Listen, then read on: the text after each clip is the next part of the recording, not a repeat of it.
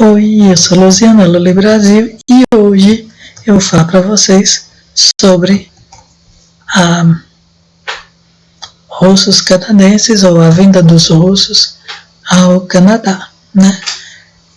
Por que eu estou falando desse assunto? Porque, como eu já falei da Polônia, e eu tinha da Polônia não, da Ucrânia, né?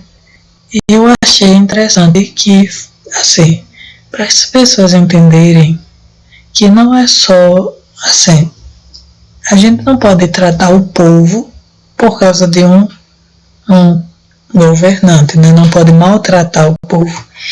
Eles também passam por dificuldades, né? Eles passam nessas guerras, todo mundo sofre, não é só o outro lado, né? É claro que tem os que apoiam o governo e os que não apoiam, e esses que não apoiam são perseguidos. E é sobre isso que a gente fala hoje, né? Então, canadenses russos.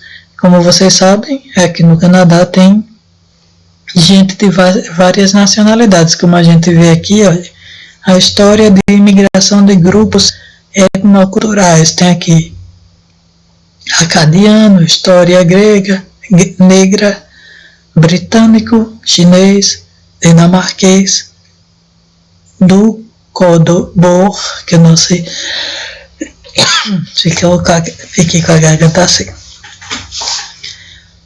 holandês, índio oriental, que é o povo indiano, né? Finlandês, francês. Tem que beber água. Mas vou continuar. Alemão, grego, húngaro, islandês, irlandês, italiano, japonês, judeu, menonitas. Os menonitas são aqueles que moram em grupos, né? Norueguês, polonês, russo, escocês, sueco, ucraniano e galês. Então esses são os grupos que vieram para o Canadá. Então a genealogia da história, eu não sei se esse site se eu posso olhar esse site do governo, mas estou olhando. E temos aqui a família russa no convés do navio de passageiros não identificado, né? Não tem uma identificação desse fonte. Acho que é fonte não identificada, não sei. Então, os primeiros russos no Canadá eram comerciantes de peles de na costa oeste do final. Costa oeste é BC, né? No final de 1700, e alguns oficiais da Marinha Britânica em Halifax. A imigração da Rússia foi muitas vezes restrita ao longo do século XIX, e a gente sabe por quê, né? Por causa do comunismo, essas coisas assim, o governo que está lá, que vocês lembrem que o governo que está lá está, nem sei quanto tempo mais, mas enfim, de modo que a maioria das pessoas que emigraram para o Canadá da Rússia o fizeram por meio de arranjos especiais para grupos, né? Não é qualquer um que vem, como por exemplo os menonitas alemães do sul da Rússia, que se estabeleceram em Saskatchewan. A gente também tem menonitas aqui em Alberta, mas eu não sei de onde eles são, né?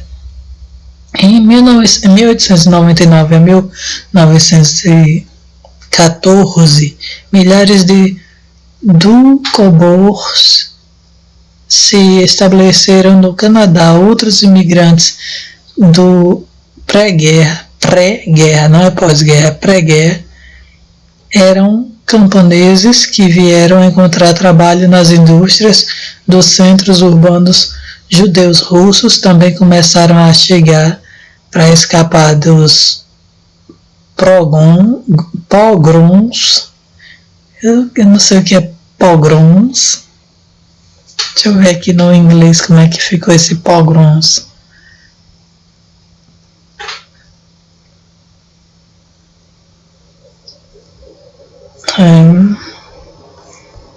Que eu peguei da tradução no inglês. Aqui é o inglês que vocês podem ver, viu?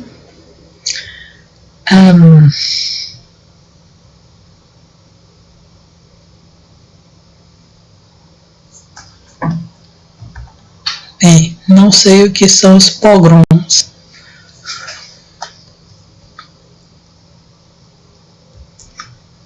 Sim, então eles vieram fugindo dos pogroms, que eu não sei o que é pogroms, quem souber diz aí, e restrições impostas a eles. As comunidades russas foram estabelecidas em Montreal, Quebec, Windsor, Toronto e Timmins. Windsor, Toronto e Timmins, Ontário, né, na província de Ontário, Vancouver e Vitória, que é na província da Colômbia Britânica, e Winnipeg, que fica em Manitoba, que é uma das 3 províncias das pradarias, né?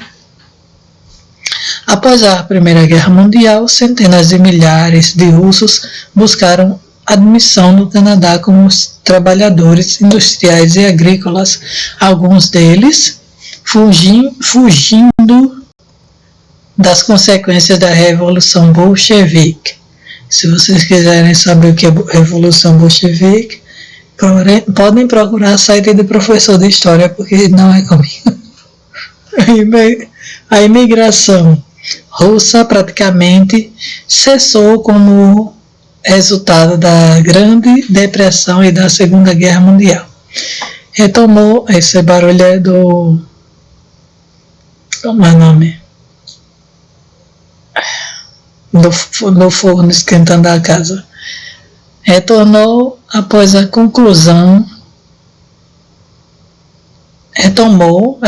essa vinda de russos, retomou após a conclusão da guerra entre 1948 e 1954, e 53, desculpa. Milhares de russos imigraram para o Canadá, muitos deles eram pessoas deslocadas que viviam na Alemanha no final da guerra, ou seja, eles já não estavam na casa deles, né? Depois de 1953, a imigração da Rússia caiu, embora o governo soviético tenha permitido que alguns judeus emigrassem. Na época, assim, porque não deixavam os russos imigrarem, deixavam só se fosse judeu, porque eles queriam que os judeus saíssem, né? Então, continuando, na época da dissolução da URSS, que é União das Repúblicas Socialistas Soviéticas, que é o atual, que é unido de novo, né? Aproximadamente 1.500 judeus russos haviam chegado ao Canadá. Existem aproximadamente 500 mil canadenses de descendência russa hoje. E tem russo também, viu, que não sabe falar inglês de jeito nenhum. Como eu tenho na outra rua, eu conheci um senhorzinho e ia passando por ele, e eu disse: oi, tudo bom? E ele... eu disse: o senhor não fala inglês? Ele... eu digo: como é que o senhor está respondendo? E eu falando, continuando. É absurdo, a minha cabeça é meio estranha. Mas bora lá. Então, aproximadamente 1.500 judeus russos haviam chegado ao Canadá. Existem aproximadamente 500 mil canadenses de descendência russa hoje. As províncias de Ontário e da Colômbia Britânica têm maior população né, porque queriam sair do frio, né, de canadenses russos, embora populações consideráveis também possam ser encontradas em Alberta, Saskatchewan, Manitoba e Quebec. Realmente eu conheci num curso de inglês para melhorar a pronúncia de língua inglesa em 2007. Como as fronteiras na Europa Oriental mudaram frequentemente durante os séculos 19 e 20, também pode ser útil consultar atlas históricos para identificar melhor as origens geográficas de um ancestral na Rússia e nos países vizinhos. Então, pesquisa na Biblioteca e Arquivos do Canadá, coleção Likachev, Ragozine Matters, Lirama, MG30 406. O material consiste em documentos criados em 1898 e 1922 pelos escritórios populares do Império consulares do Império Russo no Canadá. A série sobre passaportes e documentos de identidade é composta de cerca de 11.400 arquivos de imigrantes russos, judeus, ucranianos, finlandeses, poloneses que vieram do Império Russo para o Canadá. A série inclui pedidos de passaporte e questionários contendo informações gerais. É porque assim, né, como o Império era Império Russo, tem o Império Russo e tem o Império Austro-Húngaro. Então tinha gente que era polonês ou polonês ucraniano, mas fazia parte assim, estava na lei entre a Rússia e o Império Austro-Húngaro. Então é complicado assinar quando deixou de existir, é por isso que eles estão com medo de deixar de existir. Mas vamos voltar para o assunto da Rússia para não ficar misturando uma coisa com a outra. Então, a filial de imigração de arquivos e registro geral, temos aí, eu vou passar para o assunto da biblioteca canadense, né, de imigração, biblioteca canadense sobre russos. Então, canadenses russos, esse artigo foi publicado por Richard A. Pierce, Dominique Millet, Celine Cooper e Clayton Ma. Deve ser chinês ou japonês com esse nome. Publicado online em 22 de agosto de 2013 e a última edição foi em 11 de fevereiro de 1921. De 2021. Sei não, onde é que eu estou achando esse 1900? As pessoas da Rússia estão no Canadá desde pelo menos o final do século XVIII. Com o tempo, mais e mais russos imigraram e se estabeleceram no Canadá. No censo de 2016, 622.445 pessoas canadenses relataram ser de origem russa. Temos aí a foto do navio Dukobor russo. Colonos russos de Dukobor em um navio para o Canadá em 1898. Me lembrou o filme Encoraçado Potemkin. Agora lá, continuando. Se quiserem assistir, é de graça no YouTube. Então, a migração e liquidação. Os primeiros russos no Canadá eram caçadores de peles baseados no atual Alaska, veja Fur Trade, que é o comércio de peles, né? Eles operavam entre as ilhas Queen Charlotte, Haida Gwaii e ao longo da costa ao longo da costa mais ao sul na década de 1790. Vários oficiais russos em serviço destacado como a Marinha Britânica foram baseados em Halifax de 1797 a 1795.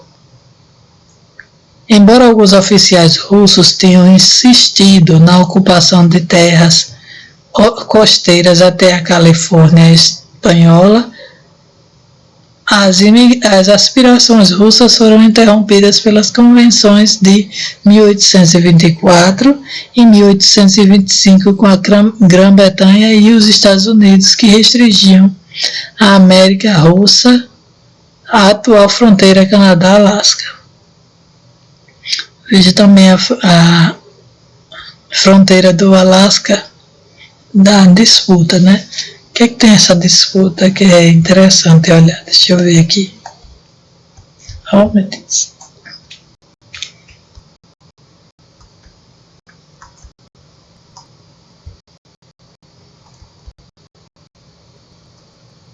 Então, que tem essa disputa dessa fronteira? Estou saindo do assunto, né? A disputa da fronteira, deixa eu ver se o assunto é muito longo. Muito longo. Outro dia eu entro nesse assunto da disputa do Alasca. Olha lá. As restrições oficiais canadenses e russas impediram a imigração da Rússia ao longo do século XIX. Portanto, a maioria dos primeiros imigrantes para o Canadá da Rússia chegou em grupos por meio de arranjos especiais. O arranjadinho.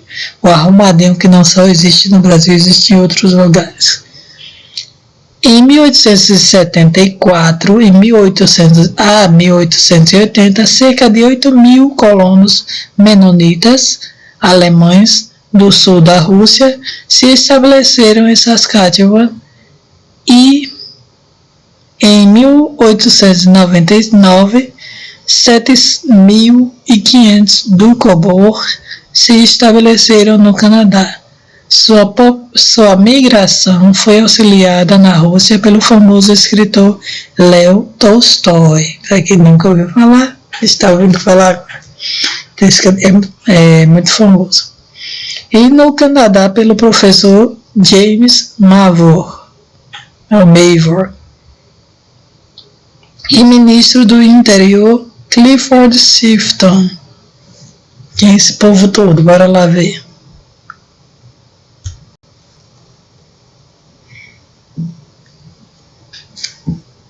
Então, ninguém quis dar um destaque ao Tolstói.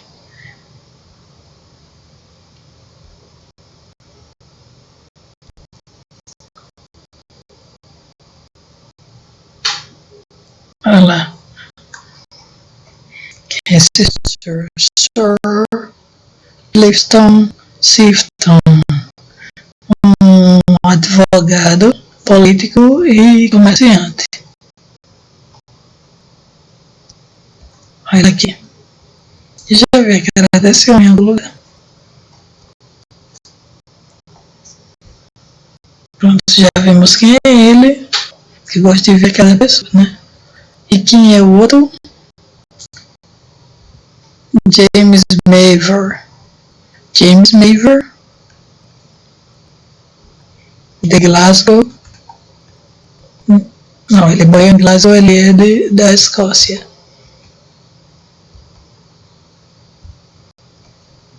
Tem a foto dele, não tem a foto dele. Ele é um economista, historiador, professor.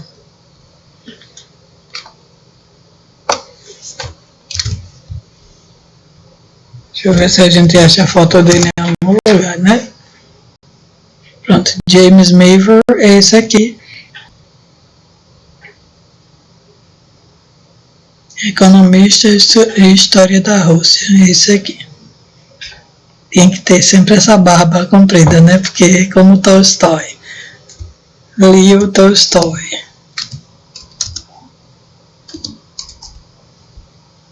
Que era também uma barba comprida. Bora lá. Continuando o assunto. Então, com a ajuda de Theo Tolstói no Canadá pelo professor da Rússia. Na Rússia teve a ajuda de Leo Tolstói, porque precisa de quem bote no barco, né? E aqui teve a ajuda de James Mavor e do ministro do Interior Clifford Sifton, que para entrar precisa de uma ajuda de dentro, né? A partir da década de 1890, vários milhares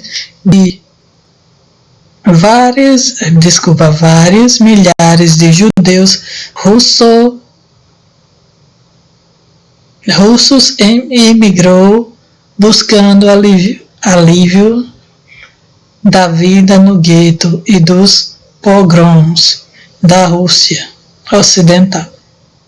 Pequenas comunidades russas foram estabelecidas na cidade de todo o país, notadamente Montreal, Toronto, Windsor, Timmins, Winnipeg, Vancouver e Vitória. A imigração russa no século XX e além. A maioria dos primeiros imigrantes eram camponeses que encontraram trabalho em várias indústrias após a Primeira Guerra Mundial.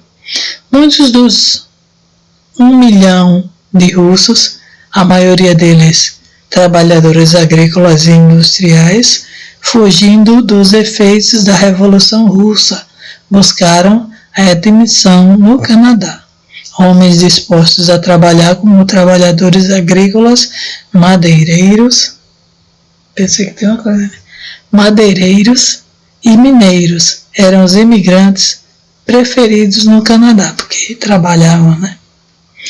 Trabalhando pesado, eles gostam muito aqui.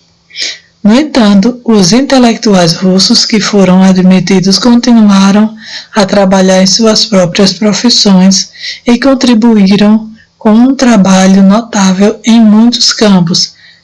Leonid I. Strakovsky foi... o nome do cara é Leonid I. Strakovsky foi pioneiro nos estudos eslavos na Universidade de Toronto. Boris P. Babkin, deixa eu ver quem é esse povo, né?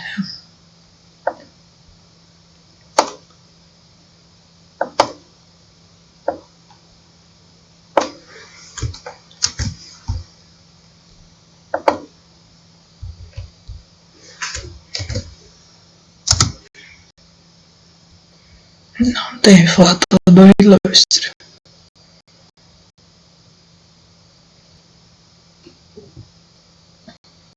Não tem, só tem o material que ele fez. E esse outro, Boris P. Babkin.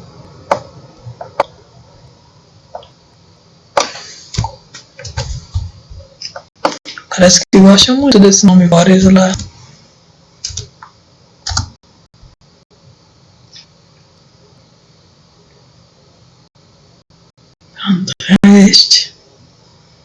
Este cidadão aqui é Boris Petrovich Babkin, que era um psicólogo. Que continuando, desculpa por balançar aqui. Vamos lá. Continuando, não, sugerir edição nada. Então, foi o pioneiro nos estudos eslavos na Universidade. Boris P. Petrovsky Babkin retomou sua carreira em gastroenterologia medicina do sistema digestivo em Dalhousie e McGill University, eu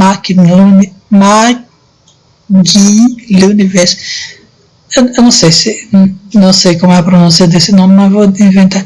McGill Universities, Nicholas, Vladimir, Alexis e George Ignatieff, os 4 filhos do conde Paul Ignatieff, o último ministro da educação do czar Nicolau II, fizeram importantes contribuições para a energia e o governo. Paraskeva Clark, nascida em Plitsk, tornou-se uma pintora e engenheira para eita, tá ruim, viu?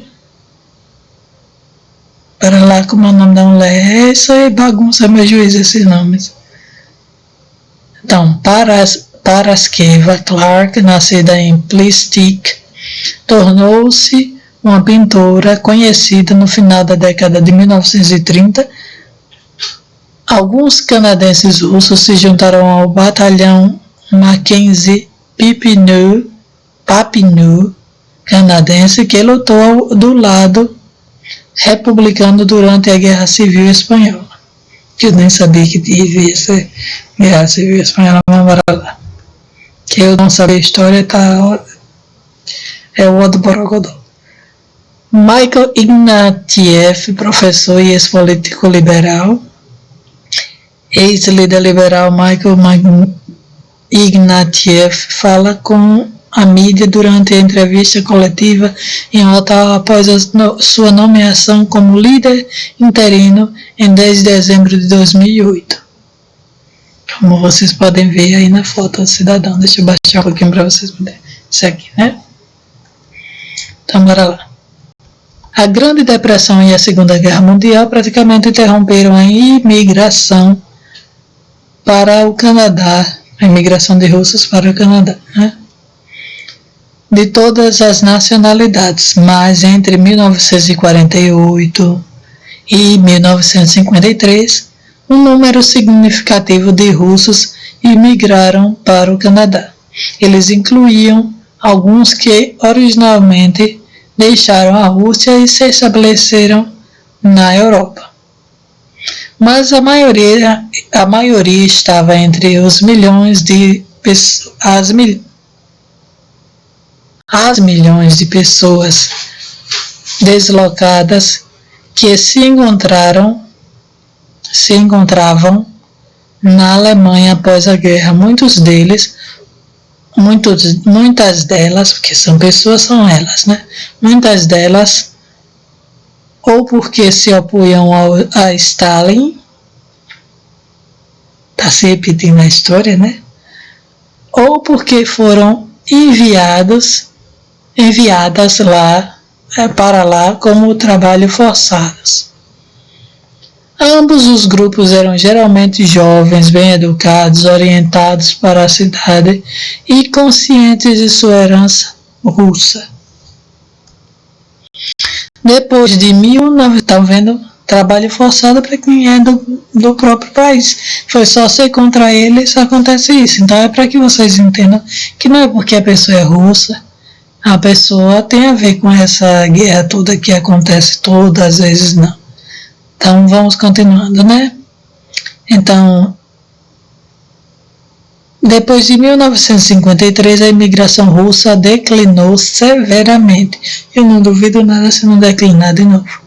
No início da década de 1970, o número médio de migrações por ano de toda a União Soviética era de apenas 230 pessoas.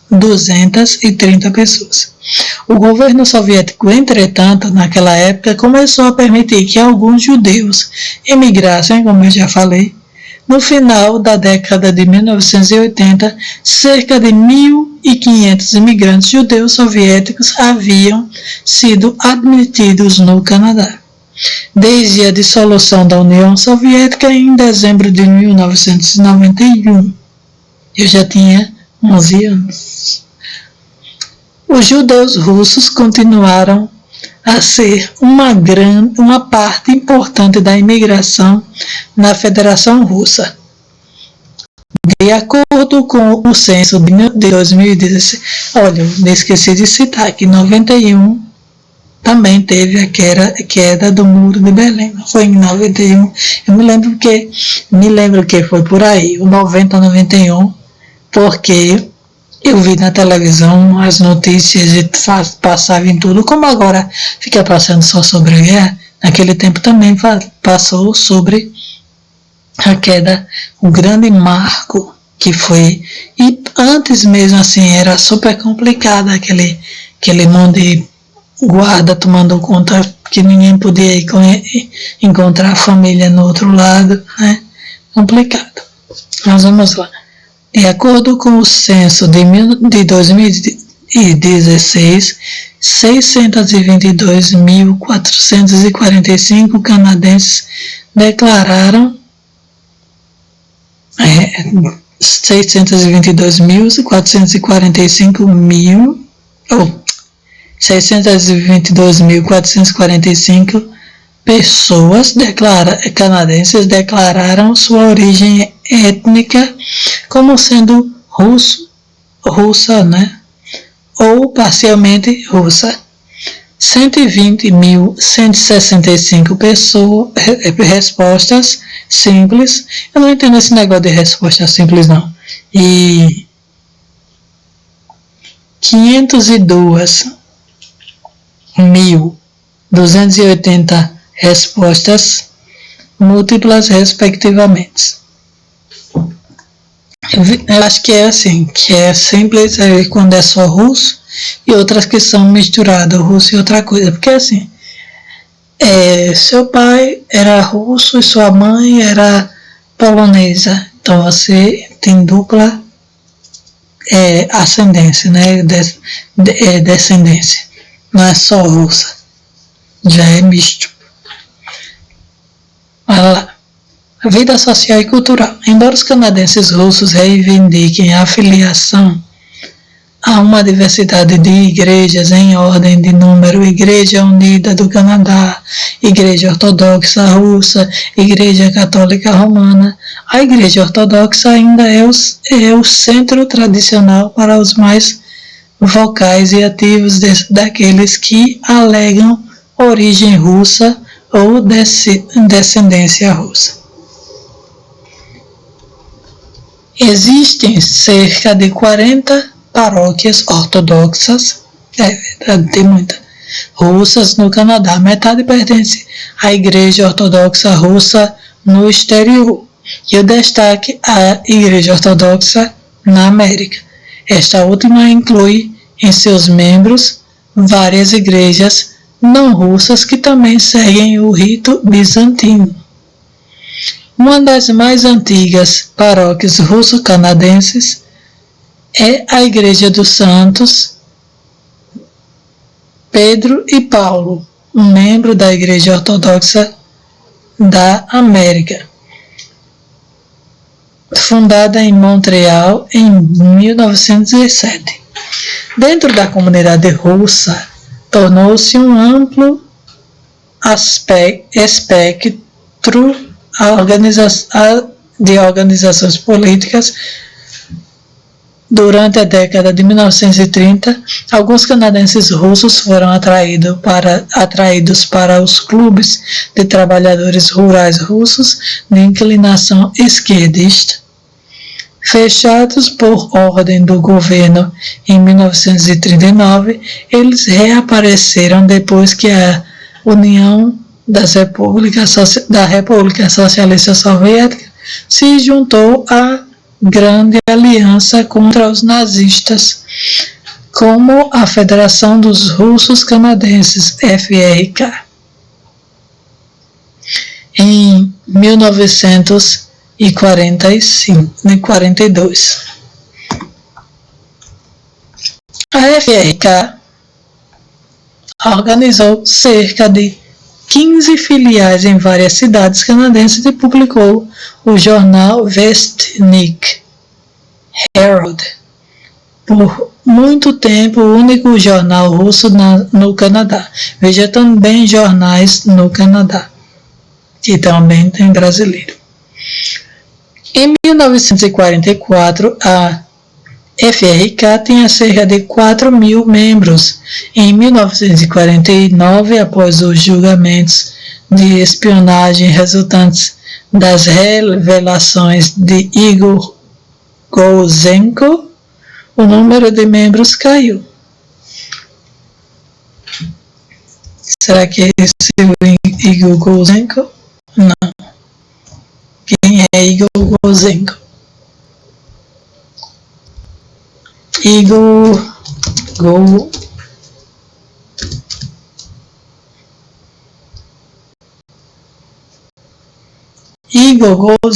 Oxi. Quem é que sabe quem é esse?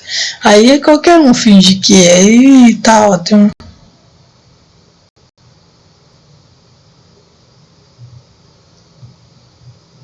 Era um chefe. Quem foi Igor Gouzenko? Igor Gouzenko, a month after the...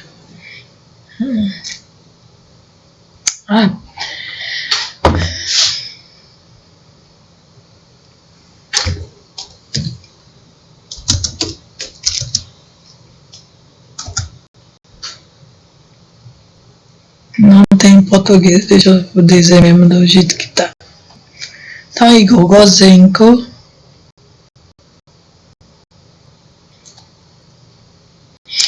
Igor também não precisava fazer a tradução toda. Igor Sergeyevich Gouzenko foi um oficial da inteligência soviética, autor, nascido em 26 de janeiro de 1919 em Rogachev, Rússia, e morreu em 25 de junho de 1982 em Mississauga, Ontário. Igor Gouzenko foi eu não sei o que é um cipher clerk, mas não, senão eu vou ficar falando devagar demais. Eu vou botar aqui que é para facilitar a vida.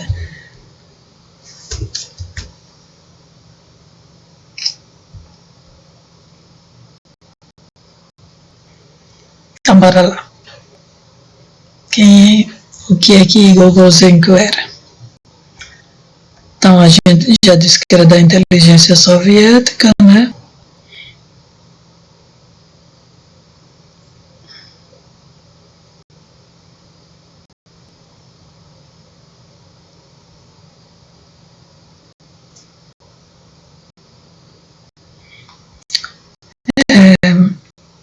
É um funcionário da CIFA soviética estacionado na embaixada da União Soviética em Ottawa durante a Segunda Guerra Mundial. Apenas algumas semanas após o fim da guerra, Gouzenko desertou para o governo canadense com a prova de que seu país estava espionando seus aliados de guerra, Canadá, Grã-Bretanha e Estados Unidos. Isso levou ao que é conhecido como caso Gouzenko.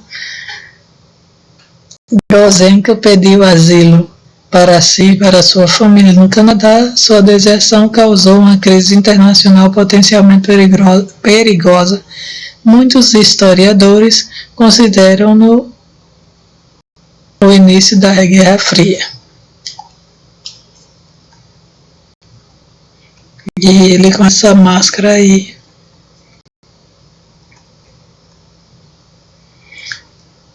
Antecedentes da aliança. Não, né? Depois vocês olham isso, porque senão eu vou falar muito sobre esse Gouzenko e Guerra Fria e lá. Ah lá, tem um vídeo sobre isso. Eu acho assim, o cara de máscara, assim, sabe lá, se é verdade ou não sei. Mas eu sou meio desconfiado com esse povo escondendo a cara. Mas ele estava escondendo para se defender, né? Vamos lá. Então, com as revelações Em 1949, após os julgamentos de espionagem resultantes das revelações de Igor Golzenko, o número de membros caiu nessa FRK para 2.709 e, no final da década de 1980, para menos de 800. O Vestnik cessou a publicação em 1994. Isso aqui, Lorne Greene, foi apelidado a voz da perdição, tanto por sua entonação profunda quanto por seu papel como principal âncora da rádio da CBC. Durante os primeiros anos de guerra, quando a maioria dos relatórios da frente eram desanimadores. Não vamos ouvir a voz dele, se vocês quiserem ouçam, mas se eu colocar eu levo um strike bonito. Lá, então o nome dele é Lorne Greene. L-O-R-N-E, separa, G-R-E-E-N-E. Vamos lá. A organização russa mais ativa em Toronto é a Sociedade Cultural Russa, fundada em 1950, de orientação anticomunista. Publicou o jornal Rusko Slovo v Canada, palavra russa no Canadá, e operava um centro de atividades sociais e culturais, um pequeno círculo literário em 1949, um círculo dramático e a associação editorial Sofremennik. Lembre que o V tem som de F, né, para eles, não, Sofremennik, 1960, que publica a revista literária Sofremennik contemporânea. Também estavam ativos, entanto, muitos dos grupos sociais e publicações russo-canadenses declinaram ou morreram na década de 1980. À medida que a geração mais velha diminuiu, o número de à medida que a geração mais velha diminuiu em número e influência, enquanto isso, os imigrantes mais jovens parecem menos interessados em política de emigrados e nas atividades culturais e foram absorvidos pela massa da sociedade canadense. Então, eles perderam totalmente a identidade, ou quase totalmente, né? Porque não tem como você perder totalmente. Então, essa daqui, por exemplo, é Sophie Carmen Eckhardt Gramate. Ela é nascida na Rússia, né? Morou na Viena, morou em vários lugares. Ela foi esposa primeiro de Gramate e depois é que ela casou com o jornalista Eckhardt, que foi envolvido com o nazismo. Tornou-se força na música canadense desde sua chegada em 1953. Ela morreu e já foi enterrada com o seu primeiro marido e seu segundo marido, porque ela foi viúva, né, de Gramate. Vamos lá, então. Embora os imigrantes, o que é que ela faz? Ela era da música, né, compositora. A educação. Embora os imigrantes russos tenham avidamente matriculado seus filhos nas escolas canadenses, alguns imigrantes mais velhos têm favorecido as escolas estabelecidas por grupos religiosos. Os dois maiores estão em Montreal e Toronto. E clubes para a instituição fora do horário de expediente de língua e culturas russas. né? Então elas têm no horário contrário da escola, né? Um horário que não é o horário da escola, tem curso de língua e cultura russa. Nem todas as crianças se beneficiaram desse acesso à educação russa entre as décadas de 1930 e 1950. Cerca de 200 crianças russas do Kobors, da seita extremista Filhos da Liberdade, foram tiradas de seus pais e forçadas a escolas residenciais.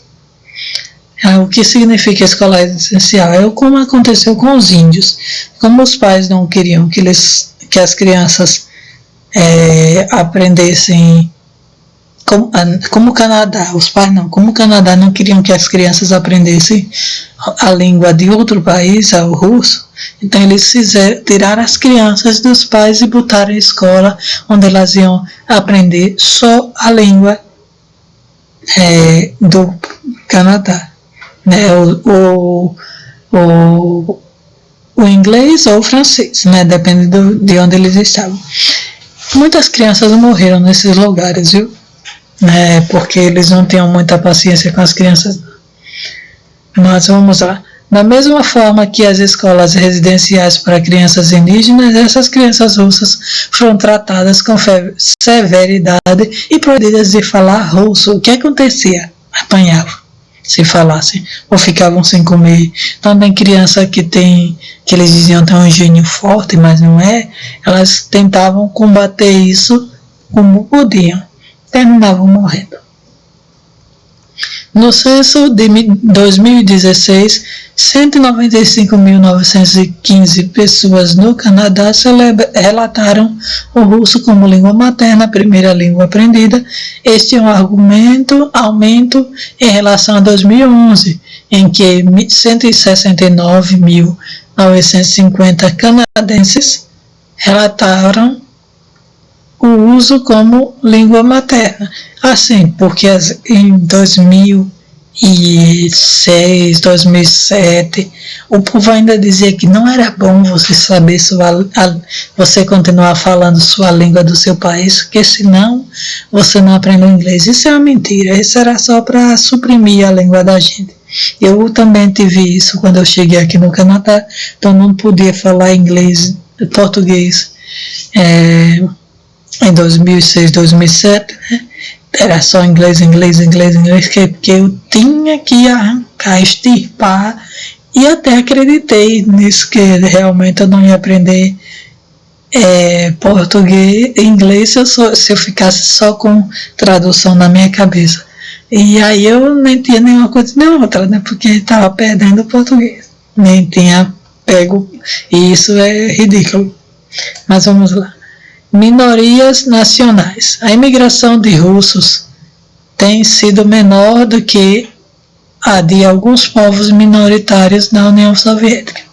Os ucranianos soviéticos que imigraram como pessoas deslocadas depois de 1945 juntaram-se aos imigrantes anteriores da Áustria e da Polônia para compor o terceiro elemento étnico mais numeroso do Canadá, os bielorrussos do Canadá, principalmente da Polônia Oriental pré-Segunda Guerra Mundial, e seus descendentes, e os judeus russos mantêm muitos aspectos da cultura russa. Né? Então aqui tem os links, né, sobre as passagens para o Canadá, não, isso aqui não tem interesse não. Para lá, os menonitas, né, que a gente ouviu falar aqui. Embora os menonitas, alguns são alemães, né? Olha lá, tá meio devagar isso aqui. Sai fechando aqui as coisas para poder aparecer aqui sobre os menonitas.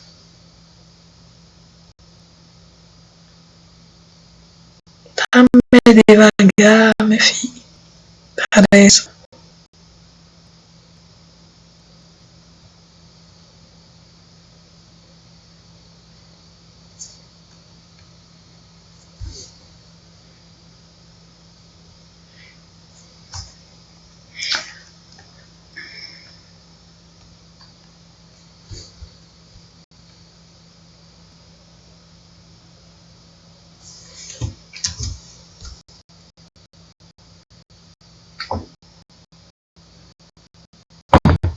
Ela tá devagar. Não sei se eu ainda continuo falando sobre menonitas ou saio fechando tudo aqui de uma vez. Vamos lá, então até agora aqui a gente viu que a história só se repete, né? Que foi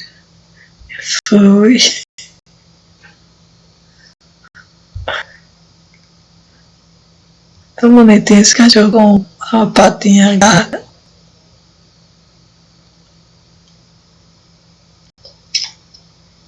Então bora lá. Menonitas, genealogia e história da família. Então vocês sabem que os menonitas é uma comunidade que todos os homens se vestem assim, com essa roupa que é como jardineiro, e as mulheres também. Só que os homens são calças e as mulheres saias longas, né? E com esse chapéu e essa barba sempre. Então, a América do Norte tornou-se o destino da maioria dos menonitas. Já em 1683, o apelo da liberdade religiosa e terras agrícolas, minha garganta já era, influenciou sua decisão de deixar o sul da Alemanha e a Suíça para buscar o novo mundo do estado da Pensilvânia. Então, esses menonitas que está falando aqui são os menonitas. Não são os outros. Vou continuar porque eu comecei. Então, esses vieram da Alemanha, alguns vieram da... como a gente viu que não é só a Alemanha, né, da Rússia também, que foram para a Alemanha. Em busca do novo mundo. Os menonitas são assim, gostam de procurar um lugar para pousar e ficar lá de uma vez. A chegada dos menonitas no Canadá remonta ao final da década de 1770. Os menonitas suíços deixaram a Pensilvânia e cruzaram o rio Niágara para se estabelecer no Canadá. Durante esse mesmo período, cerca de 2.000 holandeses da Pensilvânia, como ficaram conhecidos, deixaram os Estados Unidos para se estabelecer no Canadá, terras livres, e avançar o serviço militar da Revolução Americana e evitar o serviço militar na Revolução Americana foram fatores motivadores para seguir para o norte, para o Canadá. Um grupo se estabeleceu no distrito de Niágara, nos atuais condados de Welland, Lincoln e Haldimand. Um segundo grupo se estabeleceu em Whitechurch, no condado de York. Um terceiro grupo maior, estou falando já devagar, nem exceção, né? Fundou o assentamento de Grand River, no condado de Penth. As comunidades de Milverton e Millbank abrigam o maior assentamento Amish, porque tem os Amish e tem os Mennonites, que para mim é toda a mesma coisa, são parecidos, mas eles podem dizer que não são a mesma coisa. Do Canadá, um grupo batizado em homenagem ao bispo Jacob Amon, por isso que virou Amish, um líder conservador no final do século que século é esse? 17. Em 1807, Benjamin Eby fundou Eby Town, em homenagem a ele, né? Agora Kitchener, no condado de Waterloo. No final de 1800, 18.000 menonitas holandeses fugiram da Rússia para buscar refúgio na América do Norte. Uma grande onda de menonitas da Ucrânia foram os primeiros colonos a chegar à nova província de Manitoba em 1870. Na década seguinte, mais de 7 mil se estabeleceram nas regiões de reserva oriental e da reserva ocidental. O Dominion Lands Act de 1872, que concedeu terras baratas e gratuitas aos colonos, a política agressiva de imigração divulgava na Europa Central e a construção de Canadian Pacific Railway contribuíram para promover o estabelecimento de comunidades menonitas no Canadá Central e Oriental. Como eu já mostrei aqui, se vocês quiserem ver, tem visitas às fazendas canadenses, aí vocês vão ver a fazenda menonita que eu vi aqui em Alberta, perto daqui. Vamos lá que eu perdi de novo. Então, a construção de Canadian Pacific Railway. O que é Canadian Pacific Railway? As linhas de trem, aquele trem gigante que eu já mostrei para vocês, que vai até não sei onde, com tanto trilha, né? Com tanto vaga. Pronto. Ali é o trem de carga, né? Contribuíram para promover o estabelecimento de comunidades menonitas no Canadá Central e Oriental. Ao longo do século passado, tanto a Primeira Guerra Mundial, principalmente a Revolução Bolchevique na Rússia, quanto a Segunda Guerra Mundial, incentivaram a migração em massa de objetores de consciência para se estabelecer na América do Norte. Assim, eles não queriam guerra, eles não queriam participar da guerra, então tem que sair dali, senão vão ter que se alistar forçados, né? Hoje, quase 200 mil menonitas chamam o Canadá de lar. Em 2010, a maior concentração urbana de menonitas estava localizada em Winnipeg, 20 mil, tornando-se uma das maiores cidades menonitas do mundo. Em outras partes do Canadá, as cidades de Kitchener, Waterloo, Vancouver e Saskatoon abrigaram menonitas. E ainda tem. Então, pesquisa da Biblioteca e Arquivos do Canadá, Correspondência Geral de Agricultura, RG 17, Jacob Schantz, Berlim, Pesquisas de Imigração Menonita, 1876, Arquivo 15997, Mican, 1981-762, Filial de Imigração de Arquivo Geral, etc, etc. Então, são essas as fontes. Então, os títulos que vocês podem achar para Menonita, tem Amish, Ucrânia, Alemanha e assim vai. Então é isto, né? Eu espero que eu tenha ajudado. Eu sei que o vídeo foi longo, mas assim, o assunto era muito curto, tem muito pouca coisa. Se eu fosse falar do Brasil, até que era mais curto ainda, porque realmente não há muito registro, não. Né? Não é como as comunidades que vieram em massa fugindo, né? Eles não têm uma comunidade tão expressiva assim para ter um título um assunto muito grande. Então é isso. Esse vídeo é para que vocês entendam que tem gente que não quer a guerra, sim, né? Então não desrespeite a população, as pessoas, porque, por exemplo, eu não gosto do presidente atual do Brasil. Eu não aceito que alguém diga, o seu presidente fez isso, aquilo, outro.